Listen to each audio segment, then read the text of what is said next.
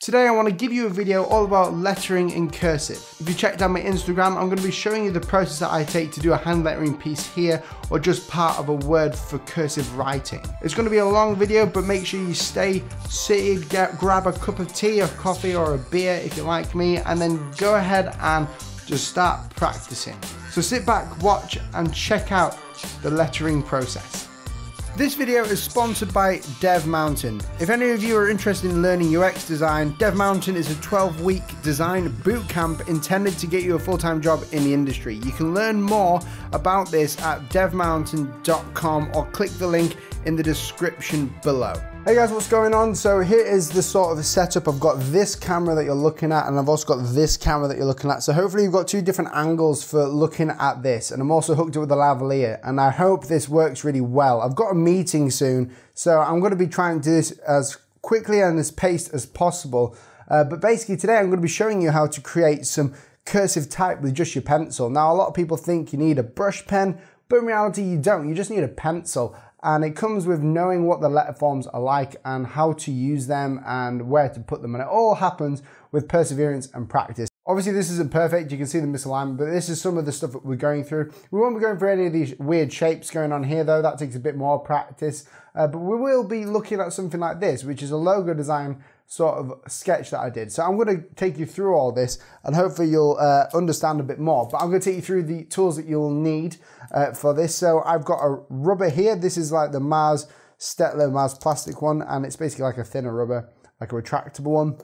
Another rubber here, which is a very small one. You don't need these two rubbers, but they're very good and they're very precise. All the tools that I use are really precise, and that's a trick of hand lettering. You want to be pretty precise when working on paper. So this is another Mono Zero, the Tomo Mono Zero rubber, which we use to actually get into those nitty gritties. And the rubber is literally just this, and it's inserted like so into the actual rubber here.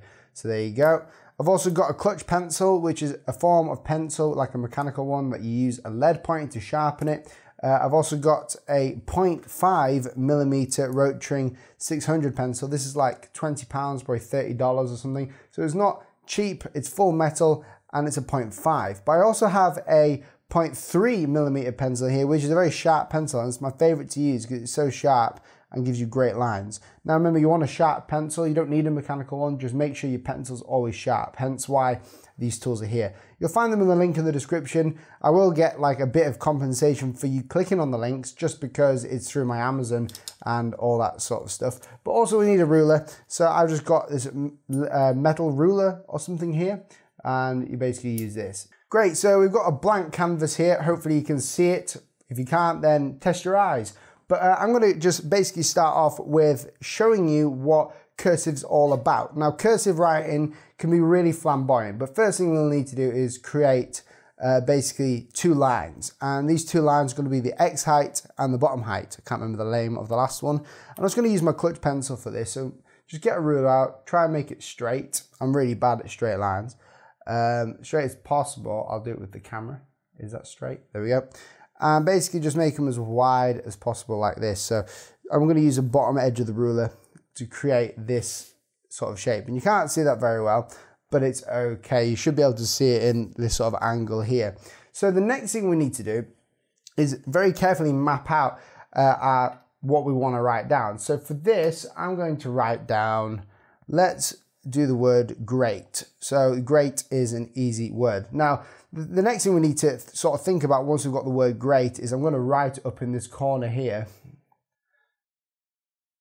is there's a few things that we need to think about. Now, with cursive writing, obviously it's going to not be full caps, but it's going to have like a sort of a slant to it. As you saw with my other work, there's always a slant to cursive writing. So the way that we get this slant is by actually setting up guides. If you don't set up guides like the bottom height and the top height, the problem is that you're going to go a bit funny and it's not going to be consistent. And the whole point of guides is to be a bit consistent. So this guide isn't going to go vertical, it's going to go on a slight slant. And it can be at any slant you want. So I'm going to be at this slant here, and I'm just going to create some guides like so. I'll make them a bit thicker for you so you can see them, or a bit harder. And basically just go through this process of creating these guides, and you map the ruler to the next one, map the ruler to the next one, This is the way that I work. A lot of people work a bit differently. Remember, this can be rough if you want it to be rough. You can go over it with tracing paper, but for me, I use this notepad, which you'll find in the description as well on Amazon, and it's like the best notepad. I used to love moleskins, but the problem with that is that you didn't get this sort of surface area that I wanted to create lots of little things. So this is going to be quite a large representation for you watching. And we've got these guides in place. Obviously, I'm writing them really thick, these lines here, but you wouldn't do that. So basically, this is a very consistent line work here, and this is going to be the angle of which the letter form is going to come down. Now, we've got the bottom height and the top height here, but this is for the lower caps thing. So obviously we know that great is going to have a capital G, so it's going to have an upper cap on the capital G. So we need to work out where that's going to end. And we also need to work out where the T is going to end, which is also going to be where the capital G ends. So what I'm going to do to get the top height is I'm just going to grab these two and create another one here. So we've got a very uniformed sort of line work here as it goes. And what else we could do is, if we want to half that or make it a bit smaller, we can do with a relative ease by just doing a line underneath it. Obviously, I'll spend more time on my line work if not. So we've got the bottom height here, the sort of top height of the small letters, and then we've got the capital height here with a bit of leeway. So the first thing I'm going to do is I'm just going to mess around with this, is I'm going to just map out where the G is. So I'm going to start off here, and bear with me, I am actually writing this like on camera, so I'm trying not to get my head in it too much, but it might prove to be a bit difficult. So we'll give it a go. I'm just going to go like this. So the G is going to come up and finish here. And normally as well, you'd have like another line at the bottom for where the G is going to finish. So this is going to be like that. It's going to be rounded. So I'm drawing a circle here. And the way that I know how to draw these letter forms is because I practice so much and I've looked at so many. And the letter forms aren't unique to me. These are like just standard cursive with a bit of a variation to it. So just a standard G like so. I'm using this pen as a rough pen here, just so I know where I'm going with it. You want to create like sort of a rough outline of the G. You don't want it to be too perfect at this point. We're just trying to map it down on the paper. And this helps you when you're just mapping down the skeleton. It sort of helps you like build up the process so you don't feel like you have to draw a great letter form at first. The next thing is the R. Now R's are different. Instead of doing an R like this, or like this, or whatever, or like even the capital version, R in cursive is different. So the R in cursive sort of goes like this. And that is a sort of squiggle for an R. And we're going to do that way, but in a bit of a more retro fashion, all right? So the way that I'm going to do this is I'm going to actually probably change my pencil here to my rotring because I prefer this one to map things out with. It's not as sharp as the other one. So the way I'm going to do this is I'm going to follow as best as possible on camera this line work here. So I know that the R is going to come up like so, and it's going to be above this part here.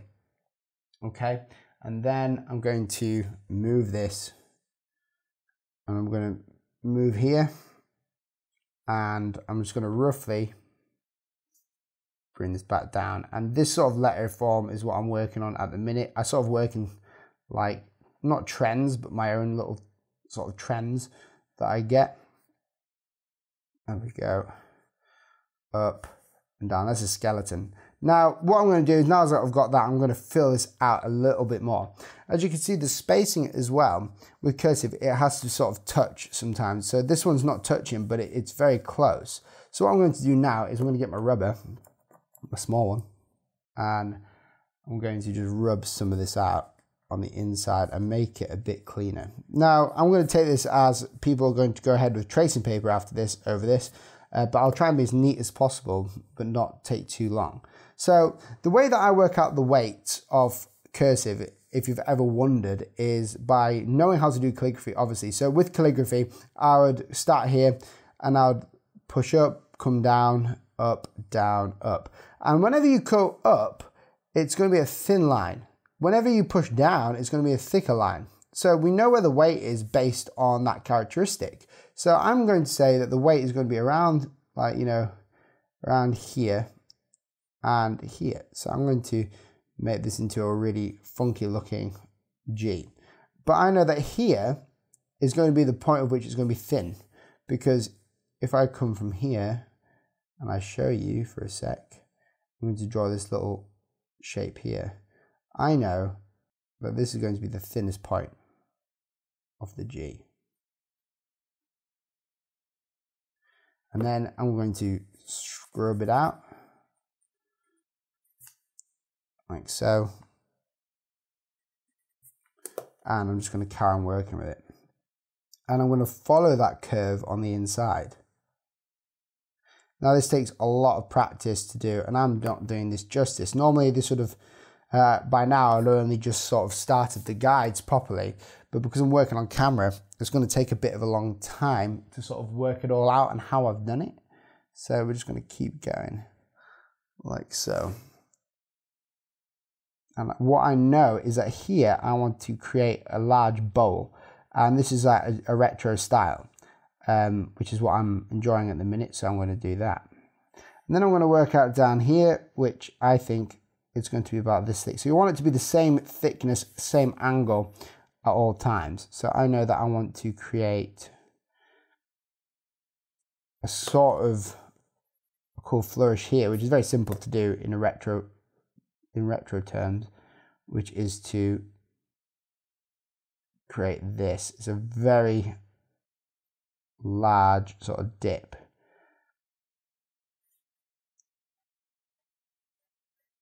I'm going to connect these.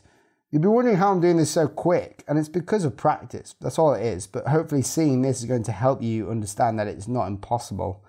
And as you can see, I've got a very basic G there. Now, when you're going over it, you'd obviously, when I post it on Instagram or whatever, I just sort of rub it out a little bit and stuff like that to make it look nice. And I go over it with this. Hello, drop that. I go over it with this.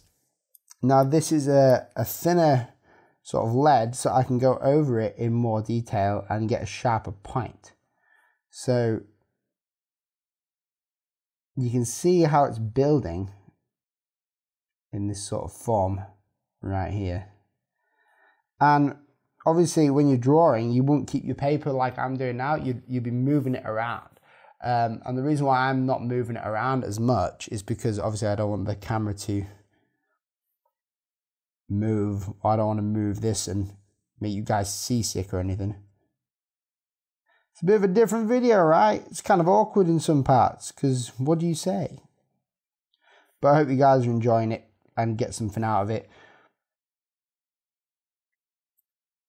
There we go. And it's just sort of stuff like that. And you carry on. And then the next thing to do is to work out the weight. So when you are doing the filling in parts and just the rough parts, use a different pencil, because then your brain doesn't mind if you go wrong. A lot of people get scared and they work on it for too long, which is something that I did for ages. So I'm going to do an R like this. Again, I can't move my paper too much. And I know that this R is going to be like this, kind of. As you can see, the bottom is just touching the line. And I've just gone above the line here just because I know the characteristics of this R. I'm going to just shoot up. Now when I'm shooting up, the bowl of this, and the bowl basically is this part here, the bit in which it circles round at the bottom, mimicking the varying thicknesses. I know that I'm going to have to keep it there. And the way to get a really nice looking sort of piece of cursive writing is by consistency. So I'm making sure that this is consistent with the line work everywhere else. The angle is consistent, even though it looks a bit strange right now, it's still consistent for like coming down and back up. And this is going to be consistent with the bowl. And I will show you this by doing the E next. And the E is going to look something like this. So I'm going to work on it on the side of the R right here.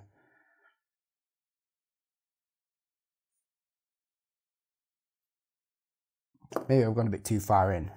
That's okay. We're in rough mode.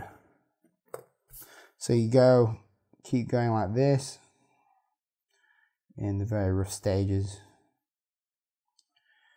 And if I move my body, I don't want to move the camera too much. Can you guys see? Hopefully you can see what I'm doing here.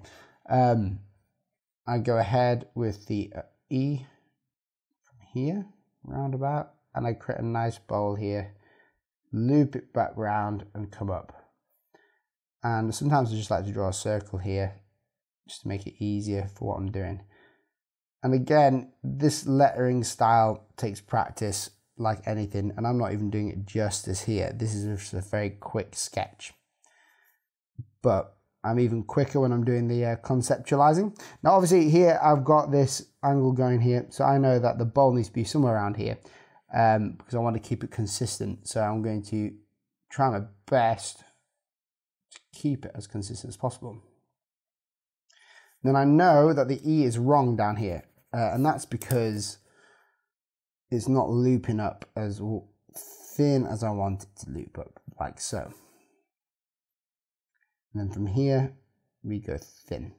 And I work this E out by knowing that I start here, thin, push up, thick down, thin up. And the great thing about lettering is that as long as your letter forms are consistent, you should be okay. And that means consistent in quality, consistent in whatever. And that's why you can have like things looking like this, looking half decent. And obviously the G here, as you can see, is not to the right as much as it should be. Now the great thing about post-processing is that you can go ahead and when you vectorized it or lettered it, you can move this, you can just rotate it a little bit.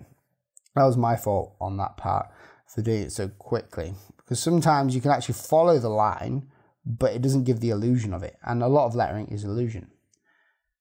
Okay, there we go. I'm going to move on to this one, just to show you a little bit about some of this stuff.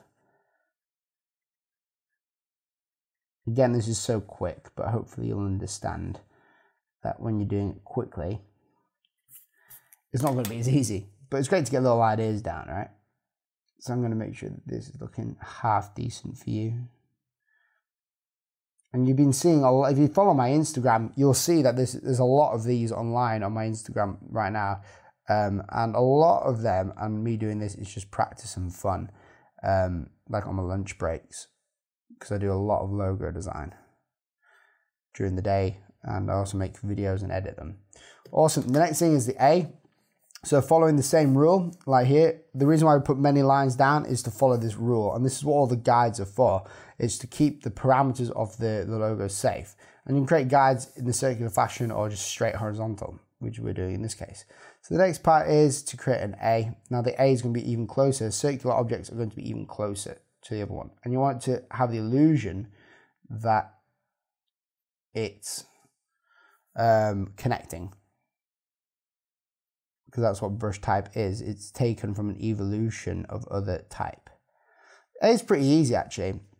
The next thing we need to do for the A to make it even easier is to mark out where the thicks and thins are. So the thick is going to be here and the thin is going to be here. So we need to draw a circle like this. And you see how I mark that off? So you can already see the boundaries of which you need to be in. So all I do is I roughly mark up these like so.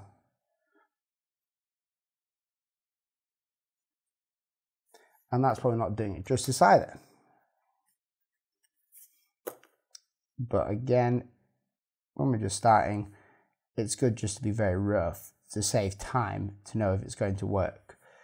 And then we follow this again down, and I know that I want to fling it back up.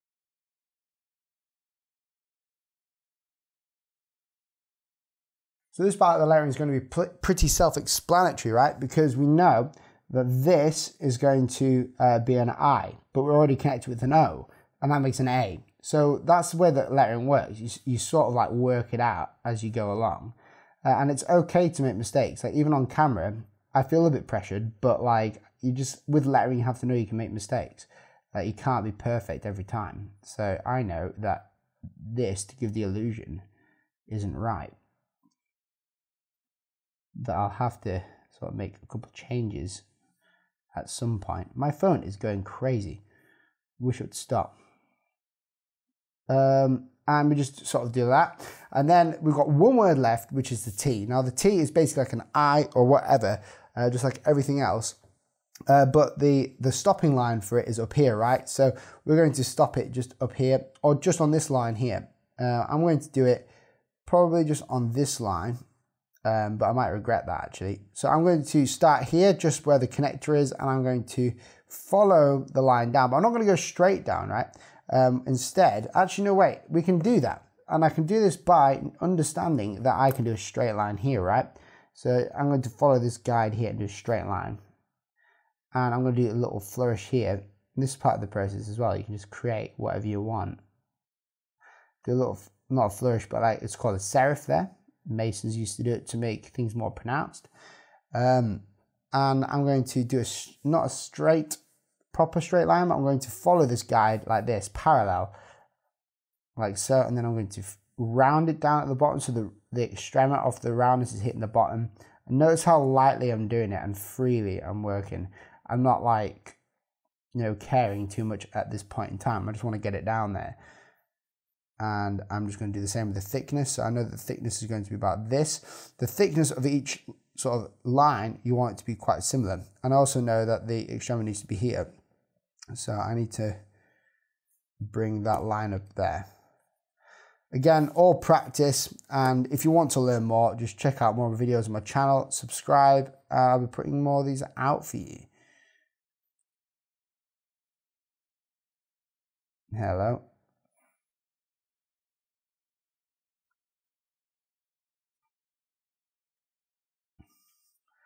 And the problem we have here is it's not consistent with the rest, so we just sort of work it out as we go along, see what fits right.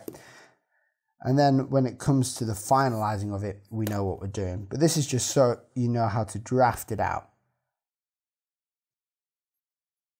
Awesome. Now with the T, the thing here, we're just going to follow this line, and we can do whatever we want with this, but I'm just going to create just 2 lines. Try and make them as parallel as possible to each other, whilst following the rules of the guides. Now this is probably easier with dotted paper, but most people just have like normal paper with them, so that's why I've just gone to this. Now with the stuff like the T part on the top, when you're in the finalizing stage, you want to use a ruler just to make sure that we're getting nice clean lines, and I've just ruined that. So that is the whole video that I've got for you today. I'll be posting another video about how to, like, you know, ink it, finalize it, vectorize it, and all that. It's going to be like a little mini series. But guys, I hope you really enjoyed this video. Give it a thumbs up, and if you want to see more of this, just subscribe to the channel. I would love to see you around a little bit more. But anyway, thank you so much for watching, guys. Let me know what you thought, and I'll catch you in the next video. See you soon.